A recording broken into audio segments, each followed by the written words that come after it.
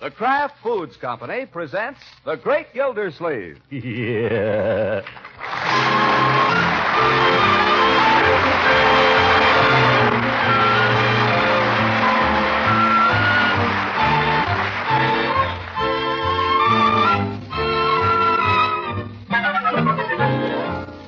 It's The Great Gildersleeve, starring Harold Perry, brought to you by the Kraft Foods Company, makers of Parquet margarine and a complete line of famous quality food products. Let us descend now through the magic of atomic power to the little home of the Great Gildersleeve in Summerfield. We pass down through the weathered shingles of Gildersleeve's roof, through the attic where the dress form stands guard over trunks and boxes of forgotten summer clothes, on down through Gildersleeve's bedroom, where his niece Marjorie is posing before the full-length mirror in a ballet skirt. Down, down, down, until we come to rest at last in the Gildersleeve kitchen, where Bertie moves quietly about her kingdom. Well, Bertie, what's for supper? Smells good. If I tell you now, you won't get no surprise when you sit down and eat it. Well, all right, I'll wait. After all, Bertie, I know it'll be good. Bertie, I'd like to have something kind of special tomorrow night if we could. Company? Miss Goodwin. Can we have something extra nice, huh? How are the red points? Well, sir, we're running a little ahead of ourselves as usual, but I'll dream up something. Chicken, maybe? I'll think of something. Duck? Mr. Gildersleeve, I don't know exactly what it'll be, but it'll taste like red points even if it ain't. You better stand back now while I add a few little touches for the night. Those little touches. All right, Bertie, I'll leave everything in your hands. No, Piggy, that's no good. Listen, I got the play. I figured it out on paper and it's airtight. Leroy, is this telephone conversation still going on? Just a sec, Unc. Oh, Piggy, will you listen just once? It's a T formation. The ball is snapped to the quarterback. The fullback rushes over and pretends to get the ball from the quarter. Leroy, terminate the conversation. Unc, we have to settle this. Terminate the conversation. Call you later, Pig. Goodbye. You've been talking to Piggy for half an hour, Leroy. I can't have my phone perpetually tied up by conversations between you and your little friends. You may have caused me to miss an important call. Well, how would I know you were expecting an important call? I'm not, but there's always a possibility. And who messed up the evening paper? Messed it up. I put it all back together. Half of it upside down. If you weren't so careless, stop bouncing that football while I'm talking to you. Okay. You'd pay a little more attention to what you're doing, my boy. While you're doing it, didn't I tell you to get a haircut yesterday? You did? You know I did. You gave me an argument. Oh, yeah, I forgot. Oh, you forgot, eh? Hair down over your ears, you look like a teddy bear. Get it cut the first thing tomorrow morning. You understand? Saturday? I can't, Unc. Our team has to practice tomorrow. We play the Fair Oaks All-Stars next week. Are you going to practice all day? Well, sure. We have skull practice in the morning and field practice in the afternoon. We need it. Well, start your skull practice in the barbershop. Is that clear? Well, sure, it's clear. Only gosh. I asked you not to bounce that football while I'm talking to you. Oh, sorry. Go ahead, Unc. What you've got to realize, Leroy, is that life is not all beer and Skittles. Oh, I never said it was. I never tasted beer in my life. I'm not talking about real beer. Beer and Skittles is just an expression. When I say life is not all beer and Skittles, I mean it's not all play and no work. Oh, that. Yes, that. Work, responsibility, my boy. You're getting older. You've got to realize you can't just play all day. Who's that? Oh, Marjorie. Leroy, why can't you be more like your sister? She's a girl. How do you like my ballet skirt, Unky? Isn't it a dream? Well, that's really... If you'd stop spinning around for a minute, I could tell how I like it. Oh, I have to spin it. It doesn't stand out. Well, stop it, or you'll make yourself dizzy. No, it doesn't. Well, it makes me dizzy. Stop. I want to talk to you. Why didn't you say so? Young lady, it's time you realize life is not just a bed of roses. Or beer and Skittles, either. Leroy. You watch your step, young man. Don't you just love the skirt, Unky? Don't you think it looks professional, Leroy? Yeah, it looks pretty good. It looks fine, my dear. Now go upstairs and take it off. It's time to get ready for supper. Why can't I wear this to supper? Because I don't consider it suitable. But I don't see why. Won't anybody around here do as I say? All I get is arguments. Have you children no conception of obedience? Oh, sure. Oh, Unky, when you're unreasonable. I am never unreasonable. Oh, brother. Did you say something, Leroy? I didn't mean to. I hope I won't have to warn you again. I want both of you children to understand that what I want around here is a little obedience. From now on, when I say jump, I want you to jump. Is that clear? Yeah? Yes. Very well. I'll go upstairs and change into something more ladylike for supper. Oh, all right. Ladylike.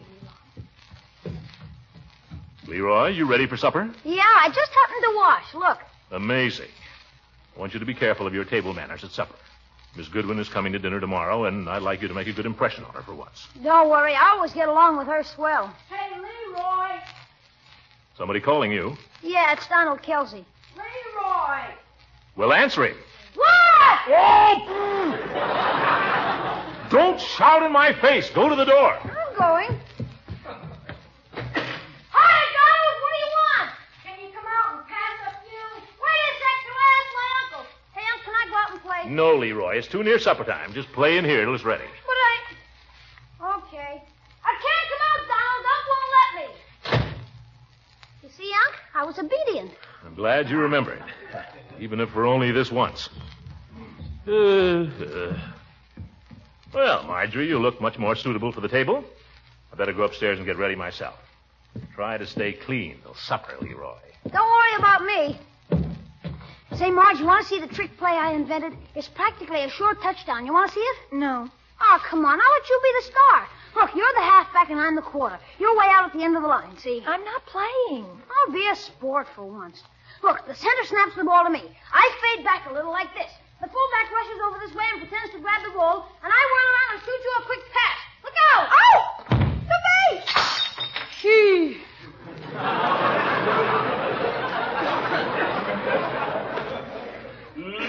Leroy!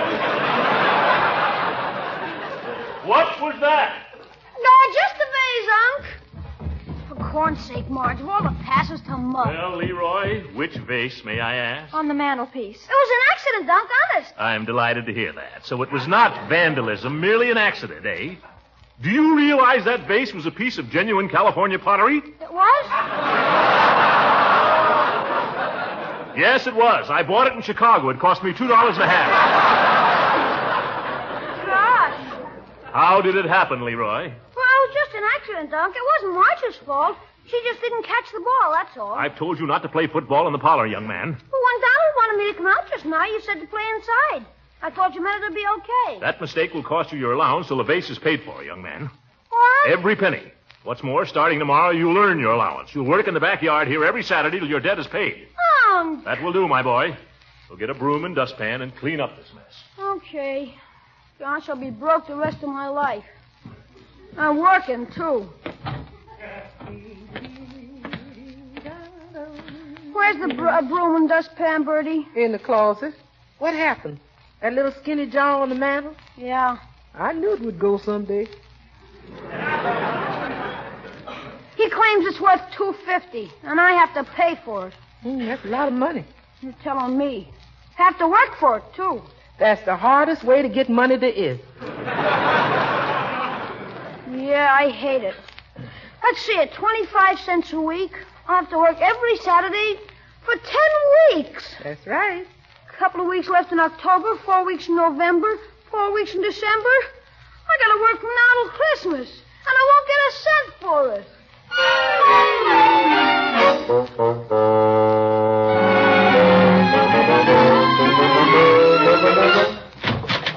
Come on, Leroy. Don't make me drag you in by the coat collar. I'm coming. Good morning, Floyd. Hi, Commissioner. Hi, Leroy. Hello, Floyd. I want you to give this young man a haircut, Floyd. He's considerably overdue. Say, he is at that. Leroy, you know, it's kids like you that make it tough for barbers to make a living. I'm sorry. I'm only kidding. Climb right up in the chair. That's the boy. Well, Commissioner, did you lose any money on the series? I'm not a betting man, Floyd. Although if I had made a bet, it would have been on the Tigers. Perfectly clear they had the better team. Yeah. Well, second guessing is cheap, as a fella says. I knew it all along. Okay. I wish you'd let me in on it. Could have saved myself a bundle. Did he let you in on it, Leroy? Ha! Would you mind getting down to business, Floyd? I haven't got all day. Oh, I'm sorry, Commissioner. I didn't know you were going to referee this thing. Why don't you sit down? I might as well. Get going, though, will you? Doesn't have to be a masterpiece, you know. The boy's special, I know. That's right. With no smelly stuff on it. Okay. I'm out of here in no time. Yes, yes.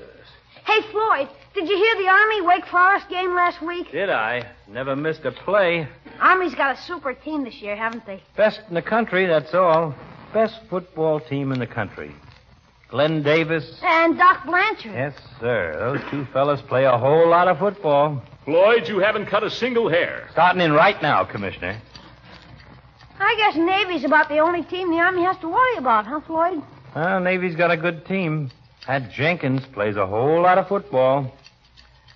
And Clyde Scott. Yeah. Clyde Scott of Smackover, Arkansas. Yep, that's where he comes from. Smackover, Arkansas. Floyd. What's the matter, Commissioner? I'm chopping away here all the time. Must you talk? If you must talk, does it have to be about nothing but football? What's the matter with football? About as clean a game as you'll find. Of course, there's angles to it. I've been trying to interest Leroy in a few things I consider more important than football. Oh, why didn't you say so? Read any good books lately, Leroy? Nah. Well, that takes care of that.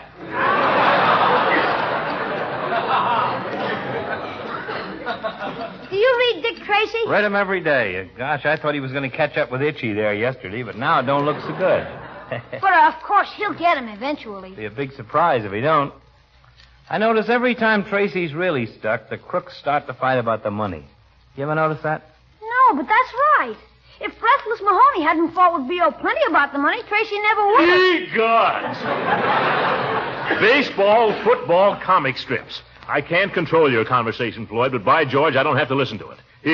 Here's for the haircut. No smelly stuff, remember, or I won't be able to stand him around the house. Okay, but gee, Commissioner... And Leroy, you get home as soon as you finish. Remember, you got a man's work to do today. Your uncle's a nice fellow, Leroy, but he's got peculiar tastes. Yeah, I guess so. What was that about a man's work he just said? Well, I have to work every Saturday till I get $2.50 for something I busted. Oh. So, take your time, huh, Floyd? Yeah, I'll have to. You got a lot of hair. Say, how'd it be if we catch a little of that Michigan Army game while I'm working? Oh, boy, super. I figure that'll be the best game of the day, don't you? Yes, sir. Those Ann Arbor boys play a whole lot of football.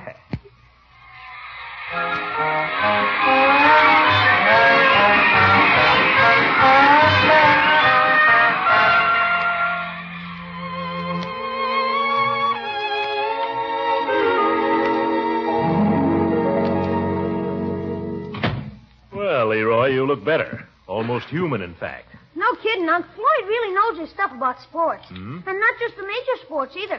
He knows all about lacrosse and bowling and water polo. He remembers scores way back to 1930. Let it be a warning to you, my boy. Fill up your brain with football scores, and you may wind up a barber with one chair in your shop. Leroy, Piggy called you. He did? Oh. Say, Unc, Yes? I guess Piggy was calling me for practice this afternoon. You don't say. Yeah. Yeah, it's awful important, Dunk. It's practically our last chance before a very important game. My boy, I don't seem to have made myself very clear to you. Yesterday you broke a valuable and artistic vase, did you not? Yeah? I'm trying to teach you something for which you'll be grateful to me all the rest of your life. Well, I've learned it already, Unc. And boy, am I grateful. I'm afraid you haven't learned it, or you wouldn't be asking if you could play football this afternoon. But I have learned it. I know I have to pay for the busted vase. Okay, I'll pay. The responsible man puts first things first, my boy. If you had really learned your lesson, you wouldn't dream of either rest or recreation till that debt was paid. Well, if I work this Saturday, can I have next Saturday off to play in the game? Sorry, my boy, no Saturdays till you've paid the last penny of restitution. It's for your own good. Okay. Okay, I'll go to work. But if I ever have a kid, I won't make him work. And if I ever have a house, I won't have any crummy vases in it from California.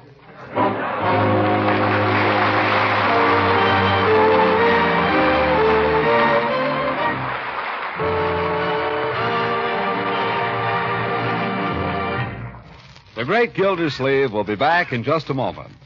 Mr. Lang, have you seen the new parquet margarine advertisement that's in the magazines now? Have I seen it? Why, you could frame it and hang it on the wall. It is a beautiful picture. Everything looks so colorful and appetizing. A pot of steaming baked beans, 2 slices of luscious brown bread. And that pat of rich-looking parquet margarine. Well, of course, that's what makes the picture complete. As you probably know, parquet margarine helps to make any meal complete. Served with bread, rolls, pancakes, and waffles, parquet margarine adds the final flavor touch. Well, it's the best I ever tasted. Always so fresh, so sweet, And so that's... delicate. And that's what makes parquet margarine an all-American favorite, because parquet's fresh, delicate flavor is still unmatched. And it's economical, too. Only about half the price of costly spreads. Getting back to that advertisement, Mr. Lang. Oh, yes. You'll find it says that parquet margarine is preferred by millions to any other brand because it tastes so good. So treat your family to a spread that's really delicious. Buy economical parquet, Parkay, parquet margarine, made by the Kraft Foods Company.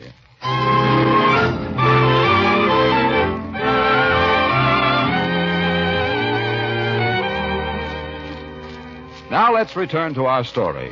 After the exertion of eating, Gildersleeve usually likes to repair to the parlor, relax for a few moments, and enjoy a cigar while planning his next move. Ate too much. As often as not, the next move is one he hadn't planned. He unbuttons his vest, slides down in his chair. Time passes. An arm hangs limp. The noble head falls upon the massive chest. Cigar ashes fall upon the vest. Gildersleeve is at peace. But not for long. Oh, my goodness. Bertie! Here I'm trying to get a little sleep so I'll be bright and sparkling when Eve comes. Did you call, Mr. Gildersleeve? Yes, you don't happen to be going upstairs, do you? Well, I didn't exactly have it in mind, but I guess I could arrange. Will you tell Marjorie I'd like to speak to her, please? Yes, sir.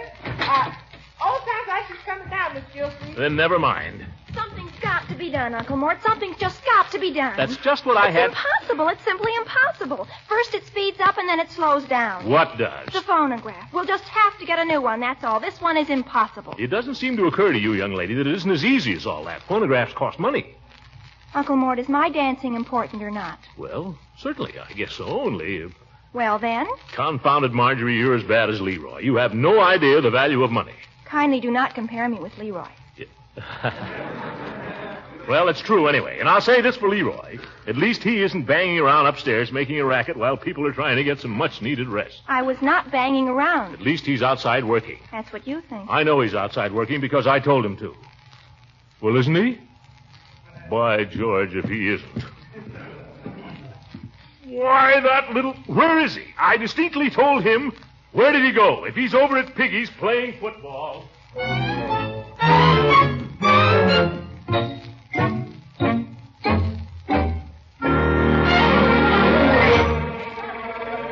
Hold it, boys. Time out. Hold it, hold it. Hang on to the ball there, Piggy. Just a minute. Well, Gildy. Hello, Judge. Care to join the game? No. What are you doing here with those knickerbockers on? The boys needed a referee, and I was happy to oblige. At your age. You haven't seen my nephew, have you? Leroy? No, why? Well, I suspected he might be over here. You're sure? I told you, Gildy, I've not seen the boy. What are those kids hiding over there? They're not hiding anything. They're in a huddle. Huddle, muddle. If I find that kid, I'll fan his little tupper. Any particular reason, Gildy, or are you just feeling ugly? Certainly I have a reason. The boy broke a valuable vase. Well, boys will be boys, Gildy. If you understood them a little better... Listen, you old goat, have you ever had a boy of your own? Have you? No, but I've had the use of one. Then I'd suggest you get to know him better. Get out and play with him the way I'm doing. It'll do you good. Make you feel like a kid again, and possibly improve your disposition. What? Listen, you old elderly ragamuffin.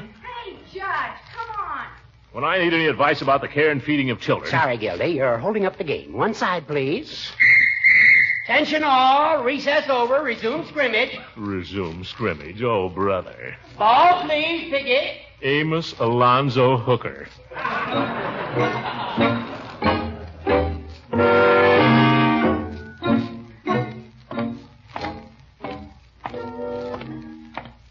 Wonder if there's any use asking Peavy. Leroy might have sneaked in here for a soda or something. Trouble is, if I go in, Peavy will talk my arm off. I've wasted enough time already. No, I guess I'll just go home and wait. Oh, what's that he's got in his window? Well, I'll be darned. A regular little cannon. Cute. See, Leroy would love that. I might just drop in and see about it. Not so long till Christmas. Well, Mr. Gildersleeve.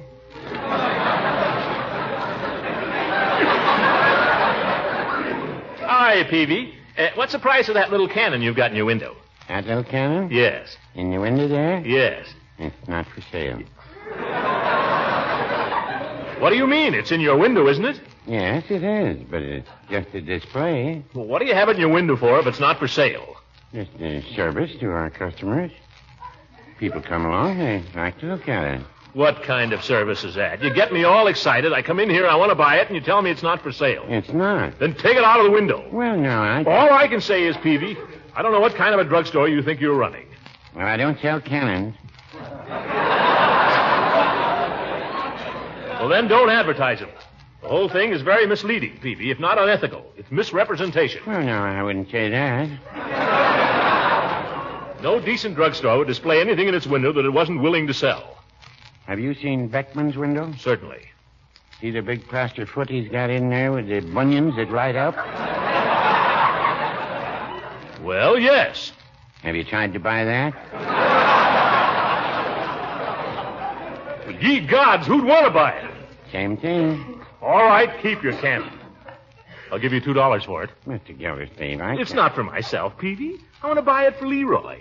For a little boy's Christmas, Peavy. The one thing that'd make him happy. The one thing that Wait a minute. What is it? I forgot. What? I'm mad at Leroy.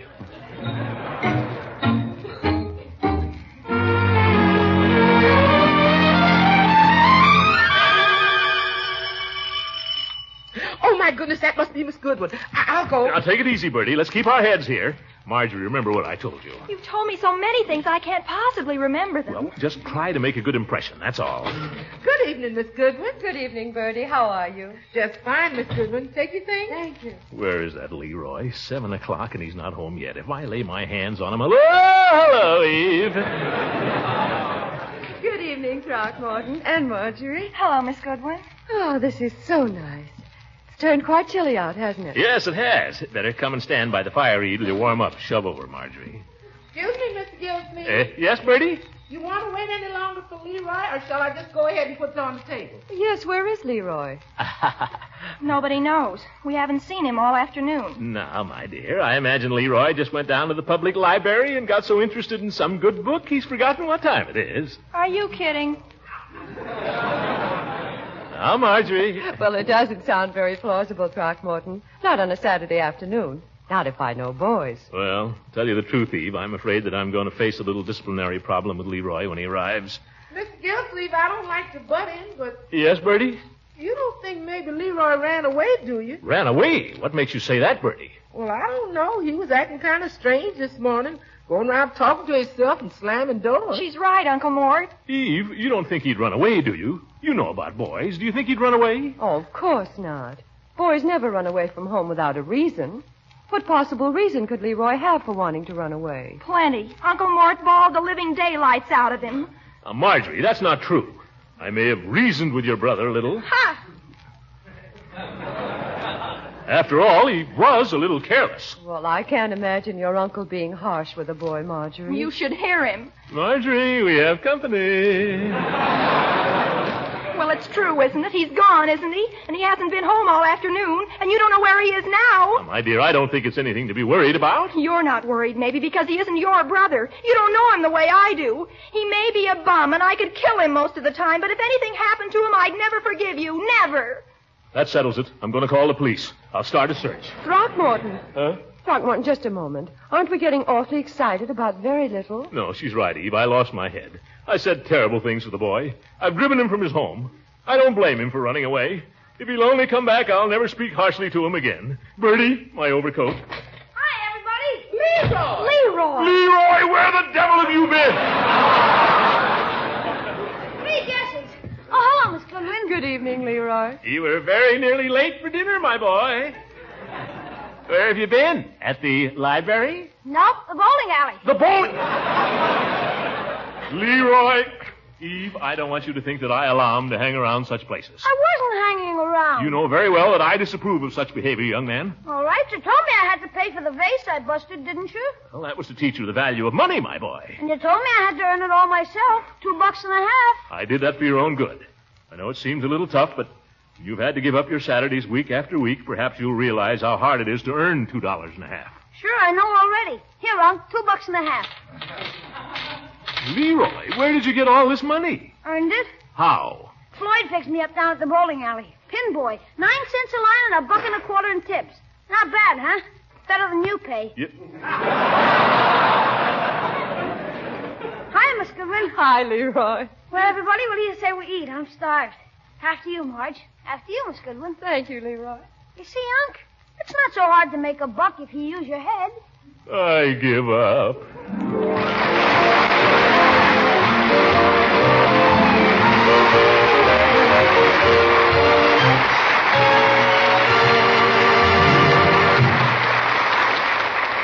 We'll be hearing more from the great Gildersleeve in just a few moments.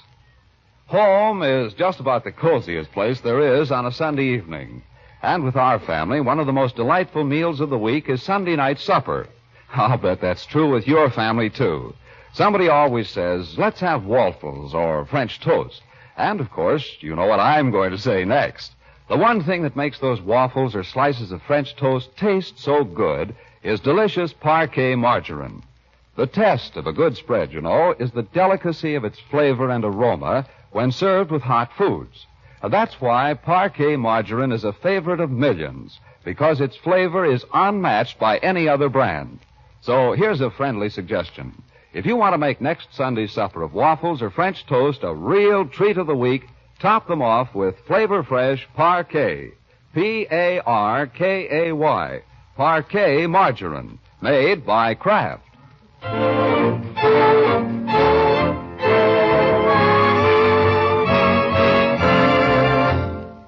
Just think, Unc. $2.50 every Saturday, 52 weeks a year. That's over $150. Boy, I'll be rich. Well, you're your own boss, of course, my boy, but there's something I think you're forgetting. What's that? Well, money isn't everything. For instance, there are family ties. You should be glad to work for your old uncle now and then, even if it pays less than some other things. Sorry, Unc. I can't afford it. You'll do it whether you can afford it or not. I thought you said I was my own boss. Don't you believe it. Now go to bed. Good night, everybody.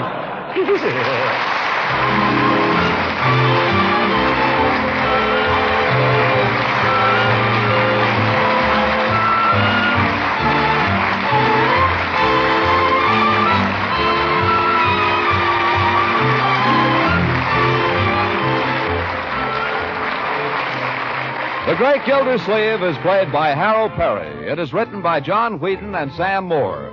The music is by Jack Meakin. This is John Lang speaking for the Kraft Foods Company and inviting you to listen in again next week for the further adventures of the Great Gildersleeve.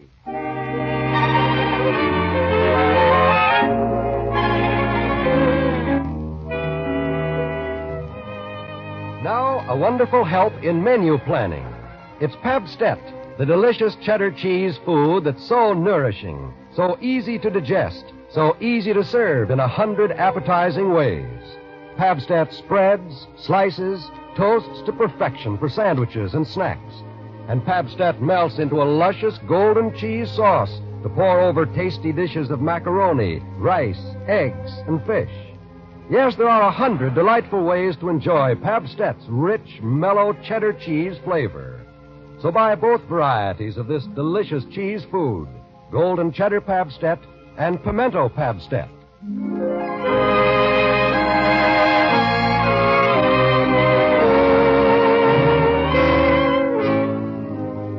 This is the National Broadcasting Company.